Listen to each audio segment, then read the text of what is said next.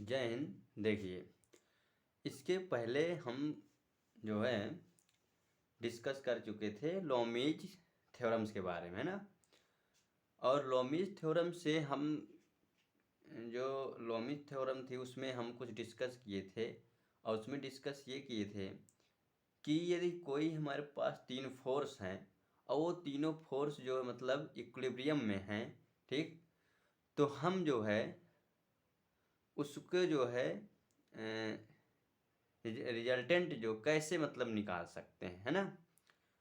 और यही बताए थे कि उसको प्रूव भी कर सकते हैं, लेकिन यहाँ पीजीटी में उतने टफ जो है क्वेश्चंस नहीं पूछे जाते हैं, ठीक है। इसलिए हम प्रूव वगैरह जो है ये सब डिस्कस नहीं यहाँ करेंगे। सिर्फ फार्मूले और लोमीज थ्योरम क्या है वो याद रखना अगर इससे रिलेटेड क्वेश्चन आ जाएं, ठीक। अब आज हम कुछ क्वेश्चंस लेंगे, ठीक है, और उससे जो है डिस्कस करेंगे। तो जैसे मान लो हमारे पास कोई एक ट्रेंगल है, क्या है, ट्रेंगल, और अगर इस टाइप्स के क्वेश्चन आए तो ताकि तुम कर सको। जैसे क्वेश्चन है, ये हमारा ट्रेंगल है, ठीक, ये ट्रेंगल ए बी सी, और इस पर कोई जो है एक सेंटर है ओ, इसको हम क्या बोलेंगे, इन सेंटर, है ना। ये इन सेंटर है ओ, ठीक, दिख रहा है।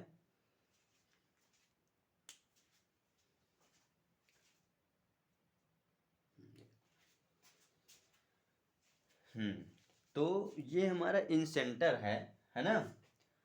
अब इसमें हम क्या करेंगे कि इस पर तीन फोर्स लगे हुए हैं। कितने फोर्स, तीन। एक ये है और एक ये फोर्स है और एक ये फोर्स है, ठीक। तीन फोर्स लगे हुए हैं और इन फोर्सों के जो मान लो नाम है वो पी क्यू और आर है। क्या है, पी क्यू और आर। जैसे मान लो ये हमारा फोर्स पी है, ठीक, ये क्यू है, इसको और बड़ा बनाते हैं, है ना, इतने में नहीं हो पा रहा है, ठीक।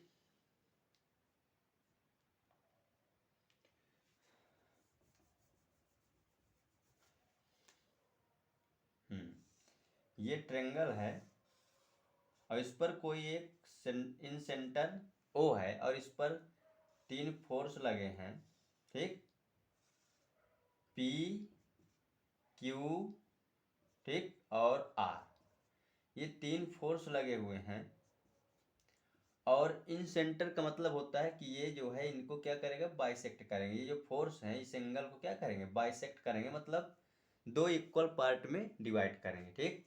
तो ये आप लोग सब जो है मालूम होना चाहिए, ठीक है। इसी में जैसे ये इन सेंटर हो गए, और जान लो, और एक आर्थो सेंटर होता है ना। एक आर्थो सेंटर क्या होता है, आर्थो सेंटर जो होता है,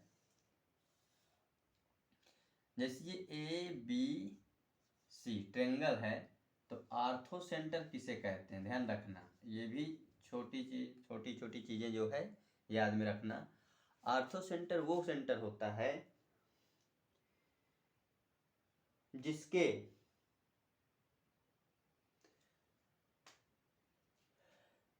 मतलब जिसके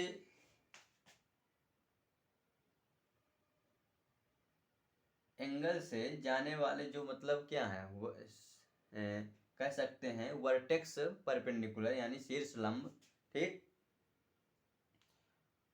वो जो है 90 डिग्री का एंगल बनाए। कितने डिग्री का, 90 डिग्री का। यहाँ से ये ऐसे ये, ठीक है, और ये, ठीक। तो यहाँ से ये 90 डिग्री का एंगल बन रहा है, ये भी 90 है, ये भी 90 है। तो जो यहाँ पर ये जो तीनों मिल रहे हैं जिस पॉइंट पर कट कर रहे हैं, तो इसको हम आर्थो सेंटर बोलते हैं। क्या बोलते हैं, आर्थो सेंटर, ठीक।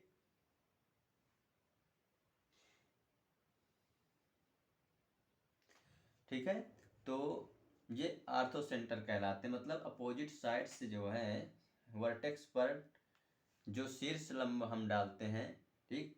और ये तीनों लाइन जिस पॉइंट पर मिलती हैं या मतलब बाइसेक्ट इंटरसेक्ट करती हैं, तो वो पॉइंट को हम आर्थो सेंटर कहते हैं। ये बात जो है जानना जरूरी है। नेक्स्ट, इसमें देखेंगे कि जैसे मान लो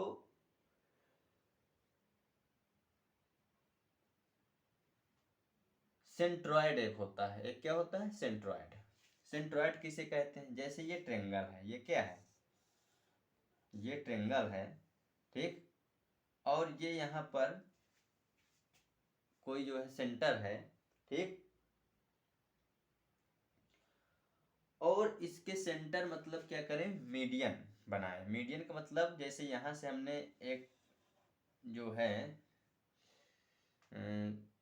शीर्ष डाला है ना, और एक यहाँ से ये, और एक यहाँ से ये शीर्ष डाला, ठीक है, तो मतलब ये मीडियन हो, क्या हो, मीडियन।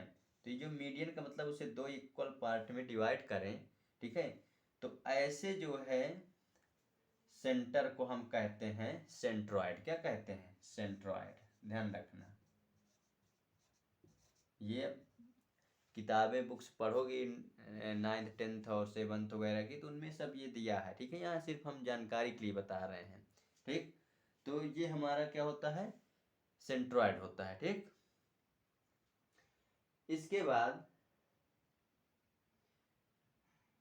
सेंट्रॉयड के बाद एक हमारा आता है सरकम सेंटर, ठीक। तो सरकम सेंटर किसे कहते हैं, सरकम सेंटर का मतलब होता है जैसे ये ट्रेंगल है, ठीक, ABC, ठीक, और इसकी मिड मतलब मध्य से होकर कोई रेखा जो है जाए, या मतलब बाइसेक्ट करती हुई यहाँ से, जैसे ऐसे ये जा रही है ना, ऐसे ये जा रही है, ऐसे ये जा रही है, ठीक। तो जो ये पॉइंट मिलता है ओ, इसी को हम क्या कहते हैं, सरकम सेंटर कहते हैं इसको। इसमें क्या कहेंगे, इसको सरकम सेंटर, ध्यान रखना, इसको हम बोलते हैं सरकम सेंटर, ठीक। सरकम सेंटर का मतलब होता है कि वर्टेक्स से जो है, मतलब कोई अगर हम इसमें सर्किल ड्रा करेंगे यहाँ से, तो वो सर्किल जो जाएगा तीनों वर्टेक्स से होकर जो जाएगा, ठीक। और ये खूब अच्छे से जो है सिखाया जाता है ना 9th 10th 11th में, शायद इसकी कंस्ट्रक्शंस भी हैं 9th 10th में, ठीक है। तो ये इसको बोलते हैं सरकम सेंटर, ठीक, जिसके जो है मतलब ये तीनों लाइनों को अगर हम कोई जो है एक लाइन मतलब बाइसेक्ट करे, तो उसके मध्य से होकर के जाए, ठीक है, तो उस पर जो मिलने वाले जो पॉइंट होता है उसी को हम सरकम सेंटर कहते हैं, ठीक है, उसी को हम क्या कहते हैं, सरकम सेंटर। तो ये छोटी सी जो है जानकारी थी इसमें, ठीक। तो इसको जो है समझ लेना कि सरकम सेंटर क्या होता है, और ये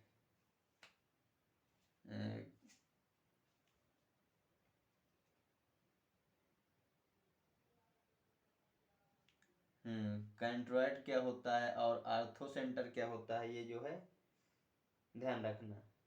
कंसेंट्रॉइड, ठीक है, ये कंसेंट्रॉइड है, तो ये बातें जो है ध्यान रखना, ठीक, सभी।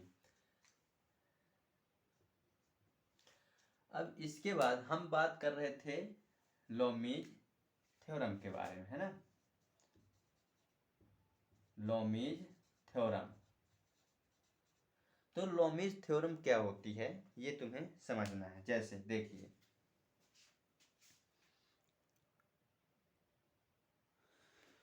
तो लोमीज थ्योरम हम क्या थी, लोमीज थ्योरम थी कि P अपान, ठीक है, sine alpha is equal to Q upon sine beta is equal to R upon sine gamma. ये हमारे पास लोमीज थ्योरम थी, है ना। लोमीज थ्योरम थी तो हमने बात किया कि हमारे पास एक ट्रेंगल है और उस पर 3 फोर्स लगे हुए हैं, और जो इसका सेंटर है वो इन सेंटर, इन सेंटर का मतलब जो इस पे फोर्स लग रहे हैं उस जो है उस पर बने जो वर्टेक्स के एंगल हैं उनको क्या कर रहा है, बाइसेक्ट कर रहा है। बाइसेक्ट का मतलब होता है उन्हें दो इक्वल पार्ट में डिवाइड कर रहा है, ठीक। तो ये क्वेश्चन ऐसे आ जाए और कह दे कि प्रूव दैट ये लोमीज थ्योरम होती है, ध्यान रखना। कह दे इसमें प्रूव दैट, मान लो ये फोर्स इस पर P है, ये फोर्स इस पर Q है और ये फोर्स R है, तो कह दे कि prove that P upon cos A/2 is equal to Q upon cos B/2 and R upon cos C/2, ऐसे प्रूव करने के लिए आ जाए। ठीक, तो क्या करेंगे, तो हमने बताया कि ये O जो है इन सेंटर है, इन एंगलों को मतलब क्या कर रहा है, बाइसेक्ट कर रहा है ना। बाइसेक्ट मतलब दो बराबर भागों में बांट रहा है, तो ये हमारा एंगल क्या होगा, ये हमारा एंगल A/2 होगा, इधर का भी A/2 होगा, इधर का ये B/2 होगा, और इधर का क्या होगा, ये C/2 होगा, मतलब ये भी C/2 होगा, है ना। तो हम क्या करेंगे, हम लोमीज थ्योरम का प्रयोग करेंगे, और लोमीज थ्योरम में हम लिखेंगे यहाँ पर P अपान, ठीक, साइन, ठीक, साइन इस एंगल को लेना है, ठीक है, AOC, ठीक, AOC यहाँ पर AOC, ठीक, और रुक जाओ, यहाँ P ले रहे हैं ना, P ये ले रहे हैं, तो इसके ये वाला एंगल लेंगे, मतलब उसको छोड़ करके दो साइड्स के बीच का एंगल लेते हैं, BOC यहाँ पर लेंगे, BOC is equal to Q जब लेंगे तो इसको छोड़ करके ये वाला एंगल लेंगे AOC, यानी कि sine AOC is equal to, जब हम यहाँ पर R लेंगे तो R अपान साइन ये वाला छोड़ करके क्या लेंगे, BOA या AOB कह सकते हो, AOB लेंगे, ठीक, ये हमने लिया, ठीक है। अब आपने एक बात और पढ़ी होगी कि A plus B plus C is equal to 180 होता है ना, समझ रहे हो कि नहीं। तो यहाँ पर जो हमारा A आएगा वो B प्लस C आएगा, वो कितना आएगा, 180 माइनस A आएगा, ये आपने पढ़ा है ना, angle sum property of triangle is equal to 180, ठीक। तो यहाँ पर हम यही कहना चाहते हैं कि इस ट्रायंगल में अगर हम तीनों एंगल्स को ऐड करें, ठीक, समझ रहे हो कि नहीं, तो तीनों एंगल्स को ऐड करेंगे तो हमें यहाँ पर BOC है निकालना है ना, BOC, तो हम इसको क्या करेंगे, ये है हमारा एंगल B/2 और ये एंगल है हमारा C/2, है ना, समझ रहे हो कि नहीं। B/2 प्लस C/2,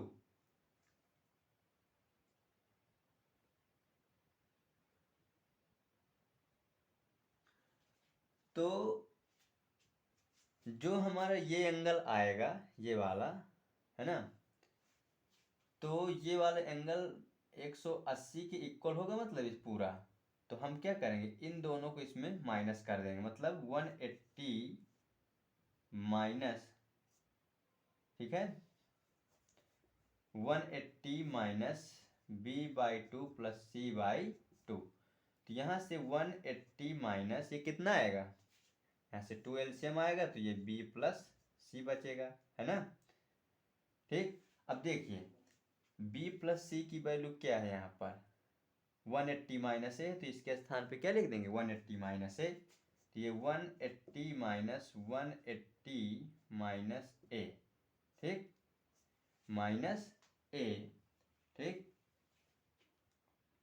अपान में 2, ठीक। अब देखिए ये हमने लिखा, ठीक है, 180 माइनस A, अब इसमें डिवाइड करेंगे तो ये बचेगा हमारा 180 माइनस 90 माइनस A/2, ठीक, समझ रहे हो कि नहीं।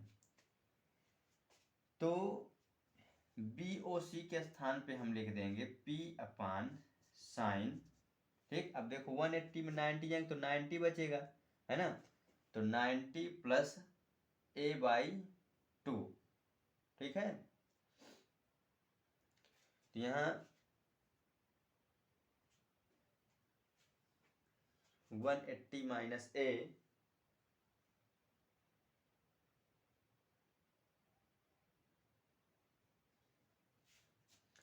तो ये माइनस माइनस मिलकर के क्या हो जाएगा, प्लस हो जाएगा, है ना, यहाँ पर, ठीक। तो ये बनेगा हमारा 90 माइनस 90 प्लस a/2, ठीक। इसी प्रकार यहाँ पर q जो हमारा बनेगा, ठीक, वो हमारे साइन 90 प्लस b/2 बनेगा, और जो r है वो हमारा बनेगा साइन 90 प्लस c/2, ठीक। अब देखिए 90 प्लस थीटा बराबर क्या होता है, कॉस थीटा, है ना। तो ये हमारा बन जाएगा p अपान कॉस a/2, और ये हमारा बन जाएगा q upon sine cos b/2, और ये बन जाएगा r अपान कॉस c/2, जो कि हमें प्रूव करना था, वही यहाँ प्रूव हो गया, ठीक। तो इस प्रकार से हम इसको जो क्या कर सकते हैं, प्रूव कर सकते थे। सिमिलरली इसको भी ऐसे जो निकाल लेना है AOC को, है ना, इस प्रकार से। तो ये हमारा कितना आया है, 90 प्लस a/2 आया है, तो वो आ जाएगा 90 प्लस b/2, और ये आ जाए यहाँ पर जो निकालोगे AOB का, तो ये आ जाएगा 90 प्लस c/2, ठीक है। और यहाँ पर रख देंगे, और इस प्रकार से इसको हम इजीली प्रूव कर लिए, ठीक है। तो I hope that you understood, है ना, अब समझ गए। अब देखिए नेक्स्ट इसमें क्या है वो देखते हैं, ठीक है। तो नोट करिए इसे।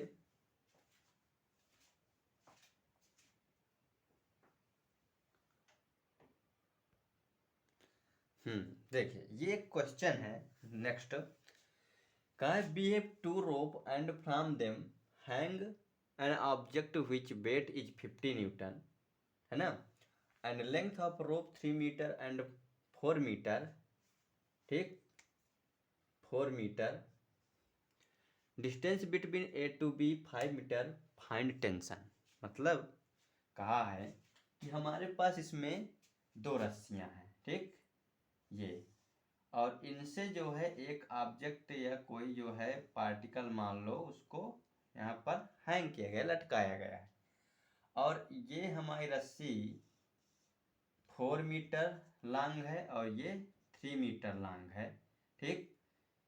और ए से मान लो ये पॉइंट ए है और ये बी है, और कहा कि इसके जो बीच की दूरी है वो 5 मीटर है। कितनी है, 5 मीटर।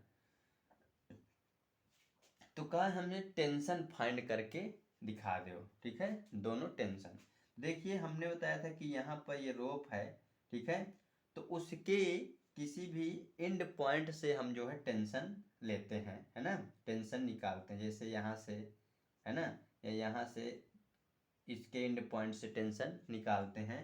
तो इसके एंड पॉइंट से मान लो ये टेंशन है ना, और ये भी टेंशन है, ठीक। तो कहने का मतलब ये हुआ कि ये हमारा T2 है और ये हमारा टेंशन क्या है, T1 है, ठीक। ये क्या है, T1, ठीक।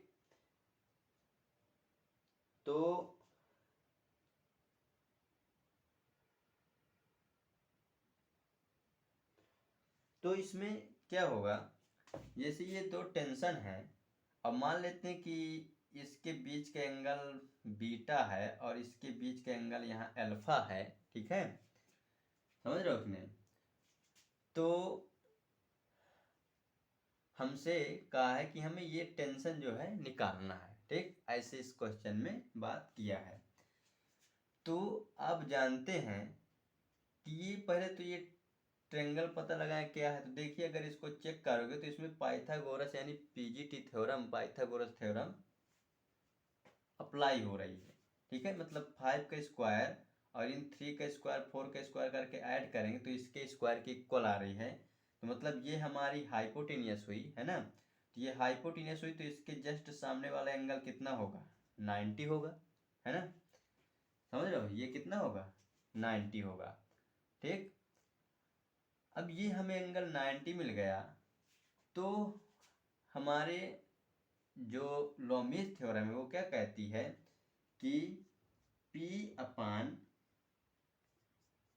Sign alpha is equal to Q upon sine beta is equal to R upon sine gamma.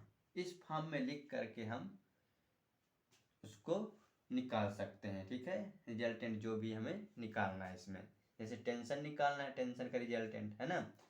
तो हम क्या करेंगे, ये हमारा एंगल 90 है, ठीक। तो यदि मान लो हम 90 लेते हैं, ठीक है, या कह दें कि और ये हमारा 50 न्यूटन है, कितना है, 50 न्यूटन है, ठीक। तो अगर हम ये फोर्स लें तो ये हमारा बनेगा 50 अपान, ये ले रहे हैं ना, तो क्या ये एंगल आएगा मतलब साइन 90 आएगा, ठीक। अब ये T1 लेते हैं अगर, T1, तो T1 लेंगे अगर, देखिए ये हम ले रहे हैं T1, है ना। तो ये छूटेगी, इसके जस्ट जो है इसको छोड़ करके दो जो एंगल होंगे, ठीक है, इसके सामने ये पूरा, तो ये तो 90 है, तो 90 प्लस बीटा, यानी ये बनेगा साइन 90 प्लस बीटा। अब अगर T2 लेंगे, T2 लेंगे तो ये है फोर्स, है ना। तो ये इसको छोड़ करके इसके सामने वाला एंगल ये पूरा होगा, तो ये 90, तो 90 प्लस एल्फा, यानी ये बनेगा साइन 90 प्लस एल्फा, ओके। अब देखिए इसका तो वैल्यू 1 हो जाएगी, साइन 90 की वैल्यू 1 होती है, तो ये बचेगा 50, ठीक। और ये T1 ये हमारा sine 90 plus beta cos beta हो जाएगा, और ये T2 अपान साइन 90 प्लस एल्फा क्या हो जाएगा, कॉस एल्फा हो जाएगा, ठीक है। कोई दिक्कत यहाँ तक। अब देखिए हमें चाहिए T1 और T2, क्या चाहिए, T1 और T2 इसमें चाहिए, ठीक। तो अगर हम ये कॉस बीटा और कॉस एल्फा की वैल्यू निकालें यहाँ से, ठीक है। तो कॉस बीटा और कॉस एल्फा की, जैसे ये हमारा एंगल क्या है, बीटा है, ठीक है। तो अगर ये बीटा है तो ये एंगल भी हमारा बीटा होगा, ध्यान रखना। अगर ये एल्फा है तो ये एंगल भी हमारा एल्फा ही होगा, ठीक। क्योंकि फोर्स जो है ये इक्विलिब्रियम में है और फोर्स इनके इक्वल होते हैं, ठीक है। वो सॉरी, ये एंगल जो बन रहे हैं और ये एंगल क्या होंगे, इक्वल होंगे, ठीक। तो इसलिए हम अगर कॉस एल्फा निकालें, ठीक, तो कॉस एल्फा निकालने पर ये परपेंडिकुलर होगा, ठीक, और ये बेस होगा। तो cos alpha is equal to perpendicular upon hypotenuse यानी 4/5 बन जाएगा। और कॉस अगर बीटा निकालें तो बीटा ये होगा, तो इसके सामने परपेंडिकुलर बनेगी, तो परपेंडिकुलर ये, अब बेस ये, तो बेस अपान हाइपोटेन्यूज 4 अपान वो सॉरी ये लिया, तो इसके सामने वाले परपेंडिकुलर और बेस ये है, तो इसमें बेस ये बनेगी, है ना। तो ये 3/5 आएगा, ठीक। और इसमें बेस ये बनेगी एंगल लेने पर, तो ये आएगा 4/5 कॉस बीटा की वैल्यू। बस यहाँ पुट कर देंगे, this implies that 50 is equal to T1 upon cos beta की वैल्यू 4/5 है, ठीक, 4/5। तो इसका इधर मल्टीप्लाई हो जाएगा, तो T1 इज इक्वल टू आ जाएगा 5 10 जा 50 और 10 4 जा 40 न्यूटन आ जाएगा T1, ठीक। और जो T2 आएगा, ठीक, तो यहाँ पर हम रखेंगे जब वैल्यू ये अल्फा की 3 मतलब cos अल्फा की 3/5, और इसका इससे मल्टीप्लाई कराएंगे तो ये 10 आएगा और 10 3 जा 30, यानी T2 हमारा 30 आ जाएगा। क्या आ जाएगा? 30 न्यूटन। ठीक, 30 न्यूटन जो है हमारा T2 फोर्स आ गया। तो इस प्रकार से हम इनको जो है लोमीज थ्योरम का यूज करते हुए ऐसे क्वेश्चंस को निकाल सकते हैं। ठीक, अब नेक्स्ट क्वेश्चन देखेंगे। ठीक है, कि जैसे हमारे पास इसमें कहा है कि 3 फोर्स हैं। ठीक है, ध्यान समझना।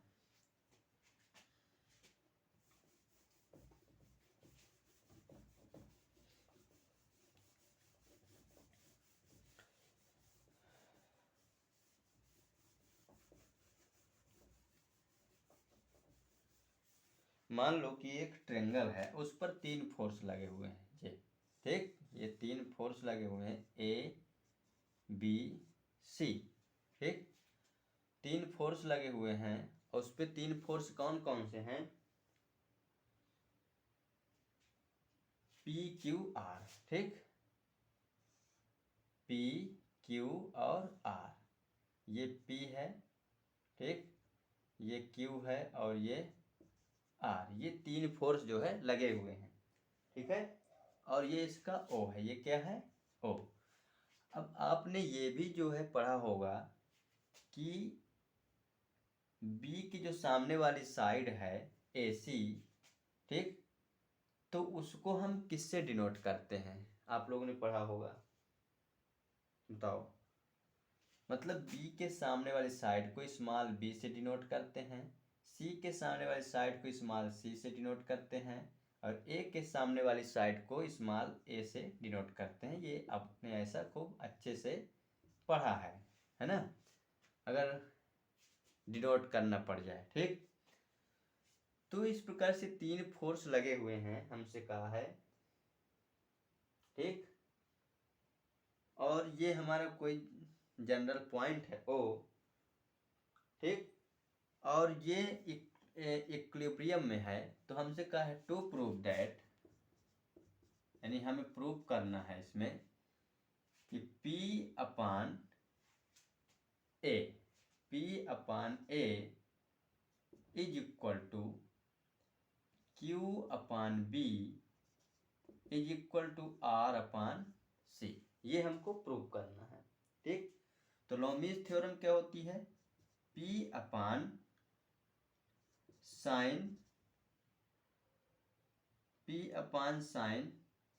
Alpha is equal to Q/sin beta is equal to R/sin gamma. ये हमने लोमीज थ्योरम बताया है ना।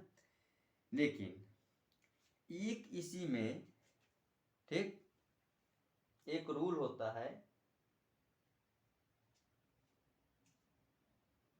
जिसे हम साइन रूल कहते हैं, है ना। क्या कहते हैं? Sine rule. और वो आपने पढ़ा होगा, इंटर में बहुत अच्छे से दिया है, साइन A/, ठीक है, साइन A/, क्या होता है? अल्फा, मतलब ऐसे आपने पढ़ा साइन A/अल्फा, और is equal to sine beta B/बीटा इज इक्वल टू साइन C/गामा। इसको मान लो K मान लेते हैं। क्या मान लेते हैं? K। यहाँ से sine A is equal to, या ऐसे न करके साइन, इनको अल्फा बीटा मानो, ठीक है, इनको मानो alpha beta, sine alpha sign beta sine gamma, और इसको A B और इसको C करो। ठीक है, ये स्मॉल b है। ऐसे करके आपने साइन रूल पढ़ा होगा। तो इसका क्रॉस मल्टीप्लाई करेंगे तो sine alpha equal to AK आएगा, sine beta is equal to क्या आएगा? साइन बीटा इज, वो साइन बीटा नहीं B है, क्या है? बीटा ही है। ठीक, sine beta is equal to B K आएगा, और sine gamma is equal to C K आएगा, ऐसे आएगा। तो ये वैल्यूज हम उठा करके यहाँ रख देंगे, तो P अपान ये बन जाएगा ए के, ये Q अपान साइन बीटा की वैल्यू बी के, और ये R अपान साइन गामा की वैल्यू सी के बन जाएगी। ठीक, तो के इसमें क्या है, इक्वल है, तो ये के से के सब क्या हो जाएंगे, कैंसिल हो जाएंगे, क्योंकि बराबर में बराबर चीज़ें कैंसिल हो जाती है ना, हट जाती। तो ये P अपान ए बचा, और ये Q अपान बी बचा, और ये R अपान सी बचा। इस प्रकार से इसको हम प्रूव कर सकते हैं। तो अगर ऐसे क्वेश्चन कुछ आ जाए कि उसमें 3 फोर्स जो है लगे हुए हैं, कोई ये हमारा एक जनरल पॉइंट O है, उस पर P Q और R जो है फोर्स लगे हुए हैं, ठीक, तो कहे मान लो रिलेशन ही पूछ ले कि इसमें क्या रिलेशन होगा, और ये साइड ABC दी हुई हैं, तो ऐसे इस प्रकार से जो है हम लोमीज थ्योरम का प्रयोग करते हुए और साइन रूल का प्रयोग करते हुए हम इसको ऐसे प्रूव कर सकते हैं। ठीक है, तो आई होप दैट आप समझ गए होंगे कि हमने इसको जो कैसे किया। तो आज के लिए इतना ही, मिलेंगे नेक्स्ट वीडियो में। ठीक है, और बढ़िया से बढ़िया जो है तैयारी करिए, पढ़िए। ठीक है, और कोई दिक्कत नहीं, बस देखो इसमें हम बहुत जो है डिटेल्स नहीं बता सकते हैं। ठीक, मेन कॉन्सेप्ट ही डिस्कस कर सकते हैं और कुछ नहीं कर सकते। ठीक है, तो बढ़िया से पढ़िए। थैंक यू, धन्यवाद।